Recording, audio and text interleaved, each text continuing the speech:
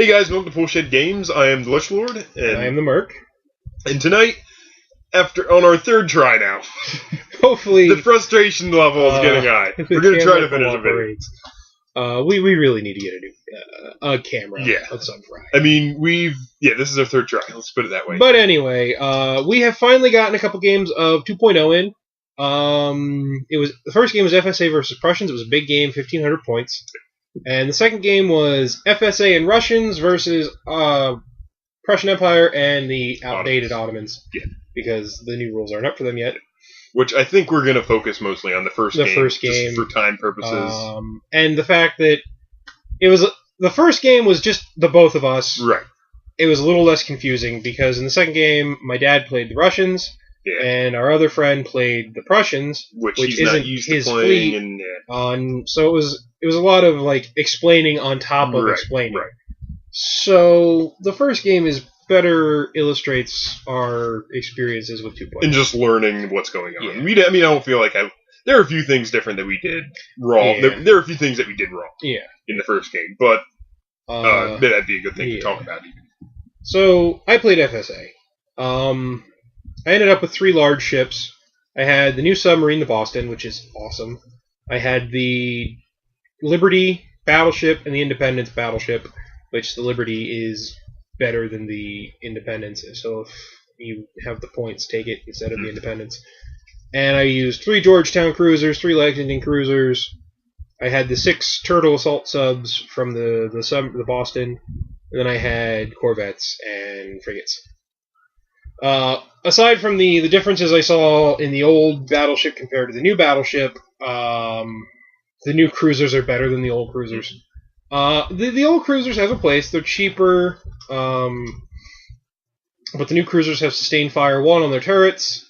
They have the same DR and CR, but... Oh, and the new cruisers have 1 higher hull point than the old ones. Yeah. I noticed that the light cruisers are the crunchier. Yeah. The sub is... Sub's pretty cool. Maybe, I didn't know how I was going to feel about the sub at first, but its gun, it has just 1 gun on it, and it is a 14-11-9-7, something like that. And it has devastating ordnance, so for every 6 you roll in the initial attack, you roll 2 exploding dice instead of 1. It puts a hurting on things. Oh, yeah. The one thing I wish that I would have known, that I would have read and remembered in the beginning of the first game, was that subs and planes, the swift descent is no longer a universal rule. It was no longer a model assigned rule. Right. It's a universal thing where subs can try to dive and planes can try to go up high after an attack. Mm-hmm. Large subs need a 6, medium need a 5 and 6, and small need a 4, 5, and 6. Unless they have maneuver, evasive maneuver, which I think yours does. Yeah, I have a 5 or 6, just like your Stormbringer does. Yep. But aside from that, the big change that I felt with the army is it used to be I would get into position, I would all stop, I would use maneuverable to pivot around and just bring all my guns to bear. Mm-hmm. You don't do that anymore because maneuverable is no longer a MAR. At least that I've seen, and the Americans don't have it. Yeah. You can do low-speed maneuvers, but it puts you at a +1 to be hit, and that's not good. So I definitely feel now that the Americans are more of a move, get up close, and just put out gunnery. Good range band 2, 3, and they're more. They're still good at 4. I mean, they have decent dice at 4. They're more of a jack of all trades almost. Yeah, They're kind of good at everything, masters of none. The nice thing is I think they can defend against boarding actions really well. Because we have sharpshooters as a universal MAR, and we have generally a high AP and ACAC, so we can get up close and then defend against the Prussians sending Luftlancers over to take our ships. Yes.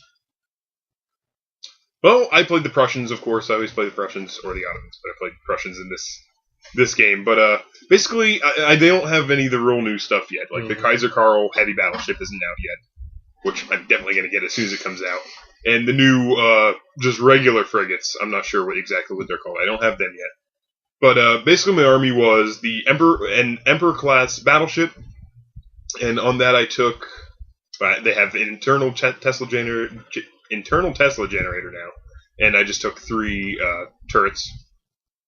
Mhm. I took Squadron. I took the Sternbringer submarine, which is the first time I played that, which is pretty good.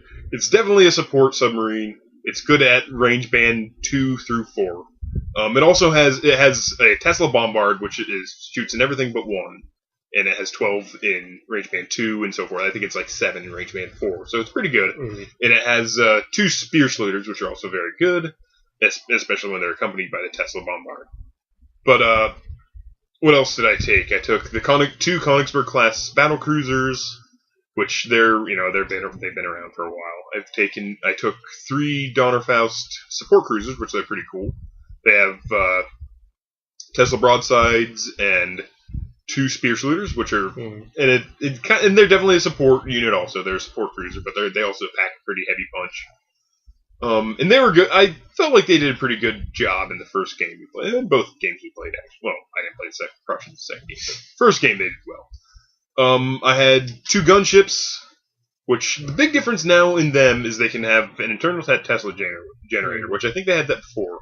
They also have I forget what it's called, but you hit on 4, 5, or 6 when you're in range band 1. Oh, close quarter gunner. Yep, that's it, which is very nice, and they pack a punch when they get close. They were nice. I liked those. They were pretty good ships. They look cool too. Yeah, definitely. And I took 2 of the light cruisers, the Reaver class squadron of destroyers, and 2 squadrons of frigates. Just the Arminius class frigates. I already talked about the kind of new things with the battleships, but one big thing is that everything now has rugged construction. That is, well, I should say, capital class ships. So cruisers and battleships and dreadnoughts and heavy battleships and stuff like that, which is nice because they didn't seem to have many army-wide rules before that were really good, and they had that, which is nice because a lot of the other armies seem to have that. They didn't at first. Also, they can take a ton of internal Tesla generators now. The battleship can, which is completely new, which is nice because you no longer have to sacrifice a gun for that Tesla generator. You can also take a calcification generator, which would be good if you're trying to board, basically, which is mostly what I do. But I just took 3 guns because I think it's nicer to have the firepower. But yeah, the rugged construction is really nice, just having that one extra thing, which I think that is, you have a number by it, and everything has 1, so basically you subtract 1 from the initial attack dice, which is nice. Redoubtable is pretty cool. Like, I will say, that was, until we figured out that it's not like it used to be, I was a little upset. I was like, oh my god, this is ridiculous. Because, Prussians, like, everything is Tesla. But yeah, had they change it? Well, before it used to be you didn't lose anything, right? And now for every 2 hull points you lose 1 attack die, which it's not bad. Yeah. Which I think there was something like that in Uncharted Seas when we played that. For some reason, I remember that. I don't remember. It was Uncharted Seas was bad because you lost attack dice for crew and hull points. Yeah, that is true. But poor Uncharted Seas. Anyway, that game. The other big difference that we've come across to kind of like a general differences that I saw to wrap this up, deployment. Yes. Not so. We didn't use the new advanced deploy, flanking, and reserves because the first couple of games we just wanted to. Just go through it. We just wanted to. We're having difficulties. Yeah, the camera is freezing up on us here now, but we're just going to wrap this up. We didn't want to use all that different stuff because we didn't really know how it was going to change the game. The thing that I noticed that did change was the fact that now when you put your models out, you start with massive, you go down to large, then medium, and small, and tiny and local support. Which before you could kind of like wait and hold back your battleship and dreadnought until the end of deployment, and you can't do that now. Right. So I thought that was kind of cool. Pretty nice. But I think with the camera difficulties we're currently having, we're going to wrap the video up. So far, I really enjoy 2.0. Yeah, definitely. Me too. We've been doing a lot of. I think we had some issues where we did some things wrong, like with the diving and we didn't use any generator attacks, because now you can target generators that are external specifically. We didn't do any of that. But all in all, I really think it's great, and I'm looking forward to actually playing some land games. Yeah. Which that'll probably be the next game type we play. We'll probably play a land battle. Yep. Between the, I think maybe the Russians. The Russians and the Prussians. Only have the Prussians on the land. Well, yeah, the Ottomans don't have a land force.